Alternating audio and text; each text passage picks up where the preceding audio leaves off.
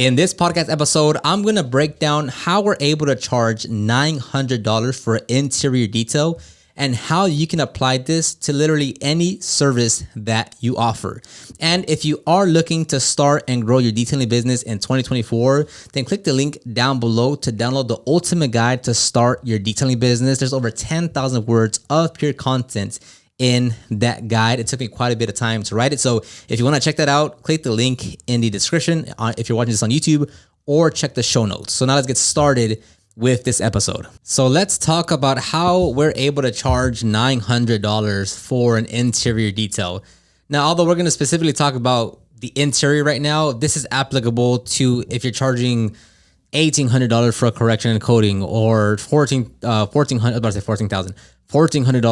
for a smoke odor removal, or if you're charging $120 for a wash, right? Because anything that's on the upper echelon of the price range is going to be different than what most people charge, right? Because you can have someone, down the street, Mr. Car Wash, that charges, $10, $15 for a car wash. And then you have, like we do, we charge anywhere between, $50 to $100, $120 for a wash, like not interior, like just a wash. So that in itself is already like a big disparity between that price range of $10, $15 to $100, $120 for just an exterior wash. So with this customer here, I have a YouTube video on it breaking down the actual how-to process. And I made an Instagram reel on it. So with this customer, it was a F-150 truck. It was previously purchased. I think it was a construction truck because it was super dirty. Like the whole floorboard what helped a lot is that the only fabric material on that truck were the seats. Everything else was plastic and rubber. I'm sorry. So the floorboard was that plastic, rubberish material. The floor mats were plastic, and all the door panels and everything else was plastic. There was no other fabric material, so that helped out a lot. But the truck itself was in very, very, very bad condition. And when the customer contacted us, I believe he watched he went to our website and read our content, saw our photos, saw our reviews, and I believe he saw some social media videos as well. I can't tell you which specific ones those were. Because I have quite a few videos on different channels and such. So I don't know specifically where he saw those videos. But the more important part is when he reached out to us, he had already known that it was going to be a high price, and he budgeted for a high price. I believe he initially had the budget of like $700, and we quoted him $900, and we talked a little bit, and we're like, yeah, it's the reason why it's priced much higher, or the reason why it's priced this high is because it's going to be more of a restorative cleaning.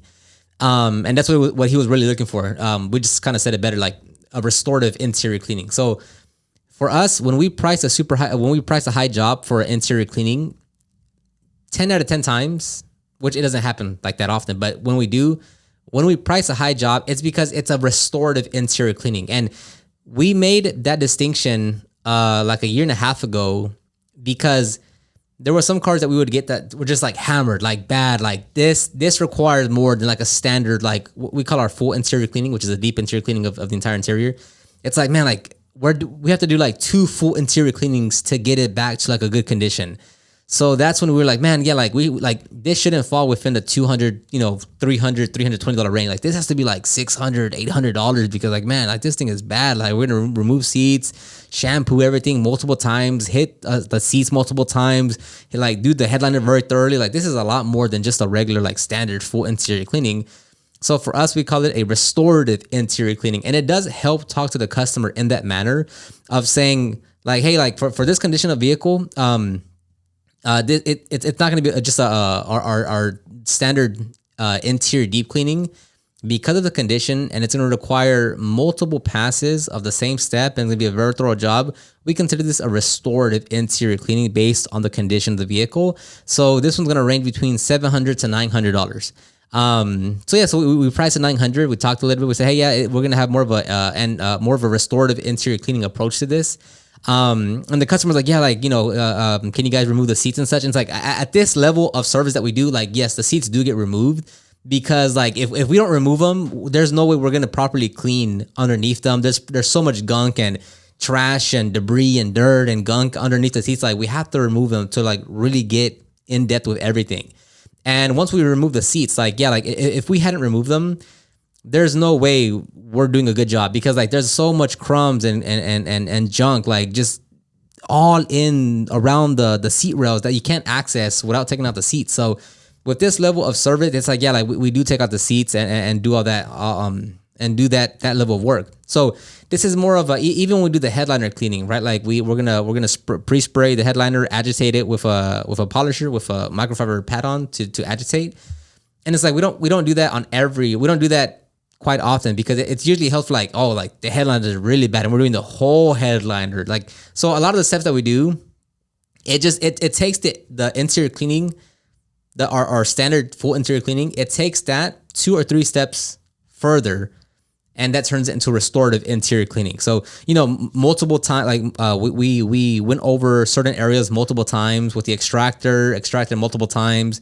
Now how you're able to get these customers, like, look, this customer already knew what he wanted, right? Like he knew he didn't want to go to Mr. Car Wash down the street and get a full detail for $100. Like he wanted to get the interior cleaned properly. He wanted to get the job done right. He wanted to get it to as like new as he can. And that's one thing that we did know of, like, hey, look, like, and like the driver's seat, there's already cuts in the seat, or not cuts, but it's been torn. The cushion's already kind of coming out. A lot of the plastics, like there's a lot of like impressions or dents on the door panels. Some of the leather's cracking already. So and it's not like he was expecting any of that to be repaired, right? So we already knew going in, like, there's only so much we can do, right? Like that, like the goal is to get it from a 2 right now to like a solid 8. And even with that, like you unless you go take it to what are they called, the upholstery, to redo some areas, like that's how it's gonna be. So the customer knew that he just didn't want like $100 in and out detail at the local car wash, and he wanted to make sure he found the right person. He was willing to spend a good penny. $900 is not cheap by any stretch of the imagination, and he wanted to get it done right. So we didn't do any convincing. We didn't, when we were emailing the customer, or when we were talking to the customer on the phone, there was no selling involved. We weren't pressure selling. We weren't persuading the customer. The customer was already sold on the service. He already wanted this level of service done. He was already expecting to pay a high premium for the service. His thing now was to say, okay, these are the detailers that I want to hire. I need to call them, get a bit more information, figure out the scheduling, and book it in, right? It's not like we have to overcome objections and we have to sell them and follow up. Like, there was none of that. It was just a very casual conversation between someone that wanted to get their interior cleaned and that person talking to us, and us answering some simple questions, just confirming this, this detail here, this detail there, and we booked them in. There was no like, oh, this was a 3-week process and he wanted this invoice and remove this. And he basically said, look, I know you guys can do it. I want a very restorative interior cleaning. Can you do it? We did it. That it's as simple as that. It wasn't this long, drawn out, like, sales process, right? Like, for the most part, detailers, we're not going to be salespeople in the traditional sense of, like, if you go to a dealership, and when you go to a dealership, you think about, oh, you're going to talk to a salesperson, right? They're going to sell you on something. As detailers, when you have your marketing down right, when you have your positioning down right, when you have the reputation, you're not salespeople. You're order takers, right? You're not, overcoming objections to what, if you're cold calling for whatever, or if you're, doing B2B sales, or if you're selling insurance, or if you're selling that's actual sales reps, salespeople that, like, you got to push and call and it's a numbers game. With detailers, when you have things done right, when you're the solution and people are looking for the solution, it's very easy to sell your services because the customer themselves are already sold. They're not just looking for the right detailer to get the job done. And if you have your marketing done right, if you have your customer service done right, if you have your reputation done right, if you have all these things in place, well, yeah, not every single person, but a large majority of the people that you talk to, you're not selling. You're just listening to what they have to say. You're answering some questions and you're booking them in. And this is exactly how it happened with the customer that paid $900 for the interior detail. Like, it wasn't some like, oh my God, what's the big process? Now, how do you get to that point? Well, flat out, things take time, right? Like, if I ask you right now, what's your number one method of getting customers? What are you going to tell me? Like, if I ask you right now, I said, Johnny, what's your number one method of getting customers right now? Most people are going to say, oh, well, I get a little customers through here and, some customers come through there. Like that in itself is already a problem, right? Like for us, we know for a fact that like 90% or 85% of our customers come through our website through SEO, search engine optimization. The other 10% is through Google ads, right? We're paying $800 a month for ads. And then the remaining, 15% word of mouth, referrals, or walk-ins. But the walk-in happens because they find our website on the first page of Google or they run into one of our ads, right? So everything kind of works together. But like if your main marketing source is like, oh, well, I get referrals and word of mouth. It's like, that's not, although it's great, don't get me wrong, referrals, word of mouth, some of the best customers, right? But if I told you, okay, if you want to double your revenue in the next 6 months, increase your word of mouth and referrals by 50%. Well, how do you do that? Well, you need customers in order for referrals and word of mouth to happen, right? And it's like with that kind of marketing that you have, which I wouldn't even call that marketing, but like with that kind of system that you have, with the kind of method that you have, it's hard to grow or to like kind of, push and pull the levers because you're not in control of that. Right? Like you first need customers to service and satisfy so that then they can refer you or spread your business to other people. But that part doesn't happen if you're not getting customers in the first place. Right? So strictly word of mouth referrals, I personally do not encourage that to be like your number one method, because there's a lot of other great methods that can actually get a lead generation machine turning and like actually producing results. And a byproduct of that, once the leads start coming in, you start booking in customers and you have a great service, a great experience, a great everything. Then from there, you get a lot more referrals and word of mouth, right? Kind of like the chicken and the egg. Like which one comes first, the chicken or the egg?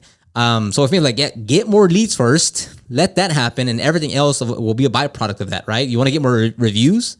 Well, you need customers, right? You want to get more referrals? Well, you need customers, right? You want to get more content for your website? Well, you need customers first, right? So that's the way I look at it.